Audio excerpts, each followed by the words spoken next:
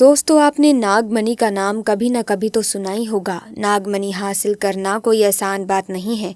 इसके लिए हजारों सालों तक महादेव शिव की आराधना करनी पड़ती है और जब नाग नागिन की भक्ति सफल हो जाती है तब भगवान शिव उनसे खुश होकर उन्हें नागमणि देते हैं। दोस्तों, आपने इस तरह के किस्से कहानियाँ खूब सुने होंगे और फिल्मों में भी कई बार देखा होगा।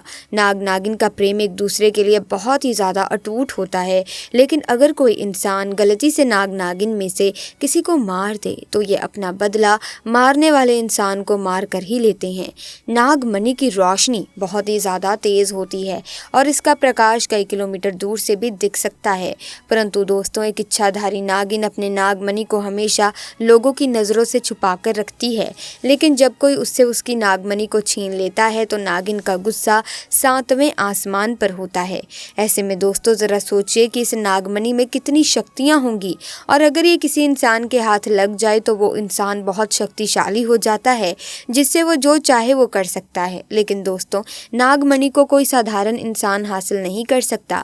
ये केवल इच्छाधारी नाग नागिन को कठिन तपस्या के बाद महादेव से प्राप्त होती है, क्योंकि नाग नागिन महादेव शिव को ही अपना आराध्य मानते हैं और उनकी हजारों वर्षों की कठिन तपस्या से भगवान शिव खुश होकर उन्हें नागमणि देते हैं, जिन्हें इच्छाधारी नाग नागिन को संभाल कर रखना होता है। लेकिन दोस्तों, अगर कोई नागमणि चालाकी से चुरा ले तो उस व्यक्ति के साथ क्या होगा? आइए जानते हैं आज की इस वीडियो में।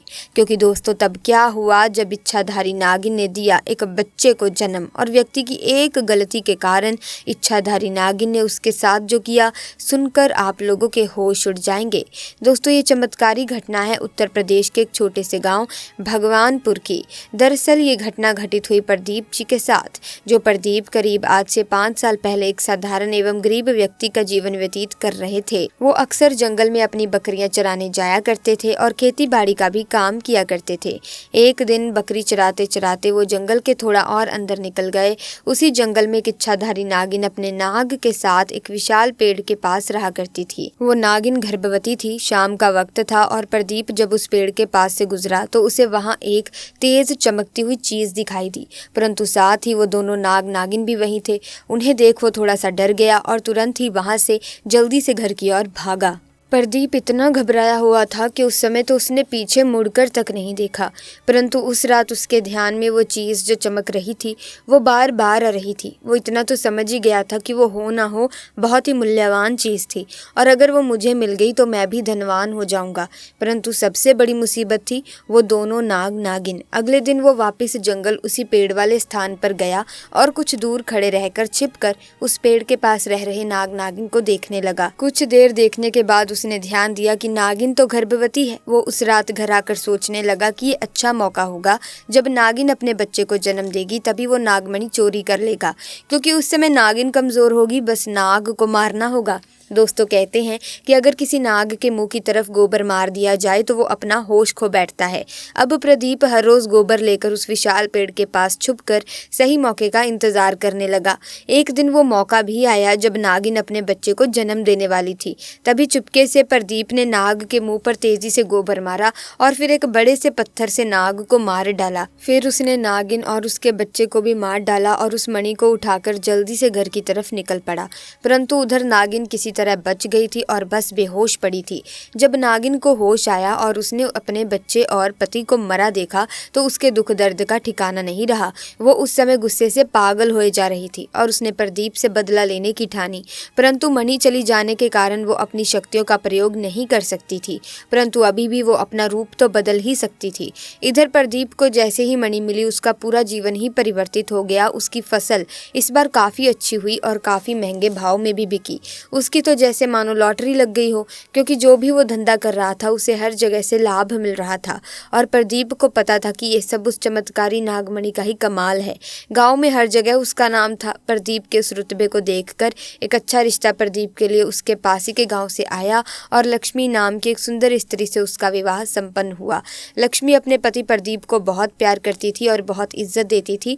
दोनों एक दूसरे का कदम कदम पर साथ निभाते। दोनों की जोड़ी गाँव में मिसाल बन चुकी थी। उधर नागिन भी एक पुरुष का रूप धारण कर अजीत नाम से प्रदीप के यहाँ उसका मुंशी बन गया और प्रदीप का विश्वास जीतने लगा। प्रदीप भी अजीत के व्यवहार और वफादारी को देख उसे अपने भाई समान ही मानने लगा। एक दिन लक्ष्मी अपने पति प्रदीप के पास आती है और बताती है कि तुम पिता बनने वाले हो, मैं गर्भवती हूँ। ये सुन प्रदीप की खुशी का ठिकाना नहीं रहा। उस दिन वो खुद अपने मुंशी अजीत के पास गया और बोला कि देखो अजीत, मेरा कोई भाई नहीं है, परंतु जब से तुम्हारा साथ मिला है तुम मेरे सगे भाई से भी कहीं अधिक बन चुके हो। आज मैं बहुत खुश हूँ, इसीलिए आज मैं अपनी पत्नी और तुम्हें एक खास जगह ले जाना चाहता हूँ, क्योंकि मेरा इस दुनिया में तुम लोगों के सिवा कोई नहीं है। और वो अपनी पत्नी और अजीत को कार में बिठाकर गांव के कोने में ले जाकर कार एक छोटी सी कुटिया के सामने रोकता है और बताता है कि जब वो छोटा था तब इसी कुटिया में उसकी माँ की जान उसे जन्म देते ही चली गई थी। उसके पिता तो पहले ही गुजर चुके थे।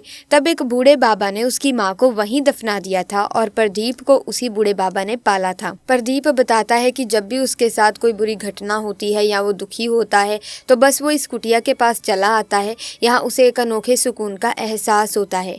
प्रदीप आगे बताता है कि आज तुम दोनों को मैं इसीलिए यहाँ लाया हूँ क्योंकि तुम दोनों अब मेरी जिंदगी का एक अहम हिस्सा बन चुके हो। दोस्तों, ये सुन सभी की आंखों में पानी भर आता है। कुछ देर रुकने के बाद जब वे वापस पहाड़ी से होते हुए घर को जाते हैं तो अचानक उनकी गाड़ी पहाड़ी पर एक बड़े से पत्थर से टकराती है और गाड़ी को जोर का झटका लगता है, जिसके कारण प्रदीप तो कार में ही फंसा रहता है, परंतु उसकी पत्नी लक्ष्मी पहाड़ से नीचे गिरे एक पेड़ पर अटक जाती है और उस पेड़ के ठीक नीचे बहुत गहरी खाई थी। दोस्तों, वो रात कार्तिक पूर्णिमा की ही थी। अजीत अपनी शक्तियां पाकर पुनः नागिन रूप धारण कर लेता है। प्रदीप अजीत को देख चौंक जाता है क्योंकि अजीत अब नागिन में पुनः बदल गया था। वो नागिन प्रदीप को बताती है कि कैसे ठीक इसी तरह वो भी स्थिति में फंसी थी जब प्रदीप ने उसका पूरा घर संसार लूट लिया था, उसके पति और बच्चे को मारकर, और आज मेरे पास बदला लेने का मौका है। प्रदीप घायल गाड़ी में फंसा हुआ था। रो रो कर नागिन को बोलता है कि भले मेरी जान ले ले, परंतु मेरी पत्नी गर्भवती है, उसे छोड़ दो। परंतु तभी उस नागिन को अपनी वही स्थिति याद आती है कि क्या होता है जब कोई अपना छिन जाता है। ये जिंदगी का सबसे बड़ा दुख होता है। नागिन ने प्रदीप का उसकी पत्नी के प्रति सच्चा प्यार देख उसे माफ कर दिया और लक्ष्मी को उस पेड़ से निकाल बचा लिया तथा दोनों को हॉस्पिटल छोड़ खुद वापस जंगल में उसी विशाल पेड़ के पास चली गई। जब प्रदीप हॉस्पिटल से स्वस्थ होकर अपनी पत्नी के साथ घर वापस लौटा तो उसे अपनी गलती का एहसास हुआ और उसने जाना कि उसने कितनी बड़ी गलती करी है। वो नागमणि को लेकर उसी विशाल पेड़ के पास गया और उस पेड़ के पास उस नागमणि को रख फूट फूट कर रोने लगा और शाम को घर वापस आ गया। दोस्तों, कभी कभी इंसान लालच में इतनी बड़ी गलती कर बैठता है कि फिर उस गलती को कभी भी ठीक किया ही नहीं जा सकता और बस अंत में पछतावा ही रह जाता है। आपको ये घटना कैसी लगी, आप हमें कमेंट सेक्शन में बताइएगा। इससे पहले कि हम इस वीडियो से विदा लें, लेकिन अगर आप भी भगवान भोले के भक्त हैं तो सच्चे मन से पूरी श्रद्धा से कमेंट सेक्शन में लिखें हर हर महादेव, ताकि भगवान शिव का आशीर्वाद और कृपा दृष्टि आप पर और आपके परिवार पर सदैव बनी रहे। आपको तरक्की प्राप्त हो, आप सफलता की सीढ़ियों को चढ़ें और आपके घर पर नकारात्मकता दूर हो जाए और सकारात्मकता का वास हो जाए। सो प्यारे दोस्तों, अगर वीडियो इंटरेस्टिंग लगी है, रोचक लगी है तो इसे लाइक करें, शेयर करें, चैनल को सब्सक्राइब करके बेल आइकन को प्रेस कीजिए ताकि तमाम नए वीडियोस की अपडेट आपको समय समय पर मिलती रहे। आपका बहुत बहुत धन्यवाद।